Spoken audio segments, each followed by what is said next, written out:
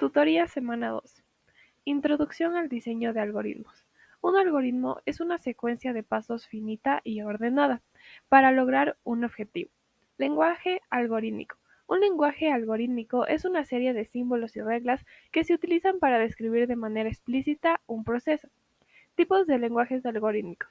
Gráficos. Es la representación gráfica de las operaciones que realiza un algoritmo. Diagrama de flujo. No gráficos. Representa en forma descriptiva las operaciones que debe realizar. Se llama pseudocódigo. No puede ser leído por una computadora. Para resolver un algoritmo es necesario seguir una serie de pasos que guiarán al programador a comprender la naturaleza del problema y diseñar una solución efectiva. Estos pasos incluyen análisis del problema. Este primer paso tiene como objetivo ayudar al programador a comprender en profundidad la naturaleza del problema que se busca resolver. Implica varios subprocesos. Definición del problema. Aquí se establece claramente cuál es el problema que se va a abordar. Especificaciones de entrada. Se detallan las condiciones y datos de entrada necesarios para resolver el problema. Especificaciones de salida. Se definen los resultados esperados, es decir, qué datos se generarán como resultado del algoritmo. Diseño del algoritmo. En esta etapa se crea una representación conceptual de cómo se abordará el problema. Se establecen las estructuras de datos, los pasos lógicos y las estrategias generales para la solución. Programación del algoritmo. En este punto se traduce el diseño del algoritmo en código de programación. Se escriben las instrucciones específicas que se llevarán a cabo el proceso de resolución. Diagrama de flujo. Además, se puede utilizar un diagrama de flujo para visualizar el flujo de datos a través del sistema de procesamiento de información. Estos diagramas representan de manera gráfica las operaciones y la secuencia en la que deben realizarse para solucionar el problema. El primero significa inicio-fin. El paralelogramo significa lectura de datos. El rectángulo significa proceso. El rombo significa decisión. El quinto significa impresión de un resultado y las flechas es la dirección del flujo del diagrama. Las reglas para crear un diagrama de flujo son las siguientes. Todo diagrama de flujo tiene que tener un inicio y un fin. Las líneas que se utilizan para indicar la dirección en el diagrama deben ser rectas, ya sea verticales u horizontales.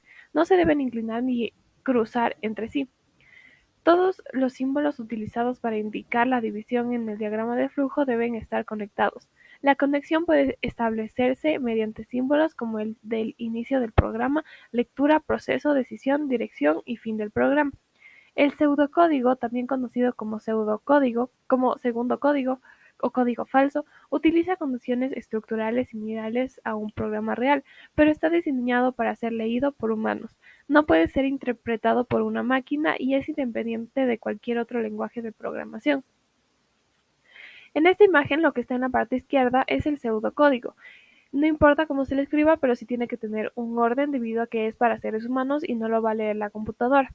En la parte derecha está el diagrama de flujo, que es lo que representa el inicio. En el segundo están aclarando los horarios. En el tercero, que la persona tiene que ingresar los datos. En la cuarta está procesando los datos. En la quinta está haciendo el proceso para hacer un cálculo de 60%, 30%, 10%.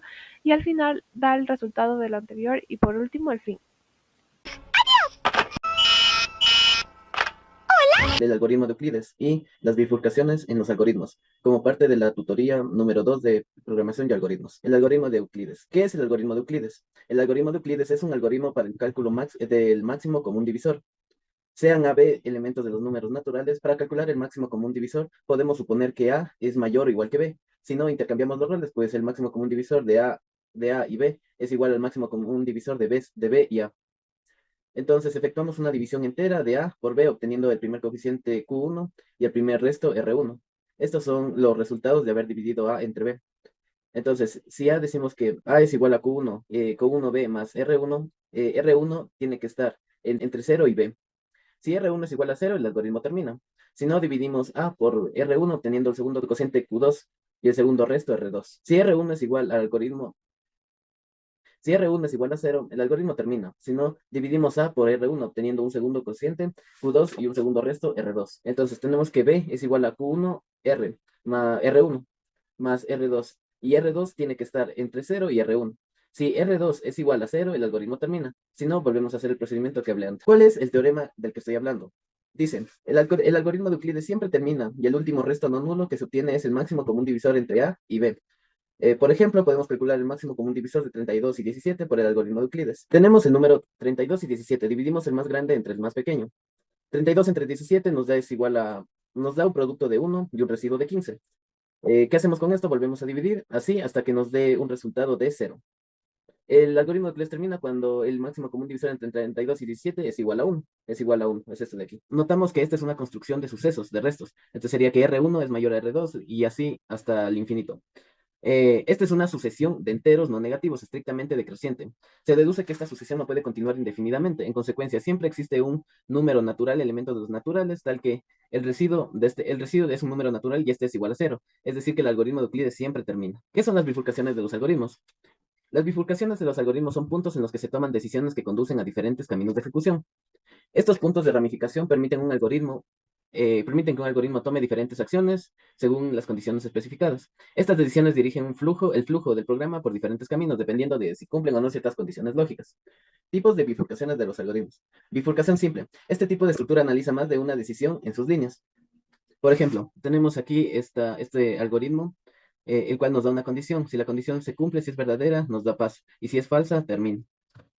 Bifurcación completa. En este tipo se ejecuta un comando en caso de que se cumpla determinada condición. Pero también habrá otros comandos que se ejecutarán en caso de que no. Por ejemplo, tenemos aquí la entrada y llega la condición. Si es falsa, llega otro comando y nos da salida al programa. Si es verdadera, nos manda un comando igual y nos da paso o salida. Bifurcación múltiple. Este tipo ejecuta unos comandos en caso de que se cumpla una condición 1, ejecuta otros en caso de que se cumpla condición 2, etcétera, así indefinidamente. Finalmente, ejecutar otros en caso de fallar las dos o más condiciones anteriores. Como tenemos aquí, por ejemplo, gracias.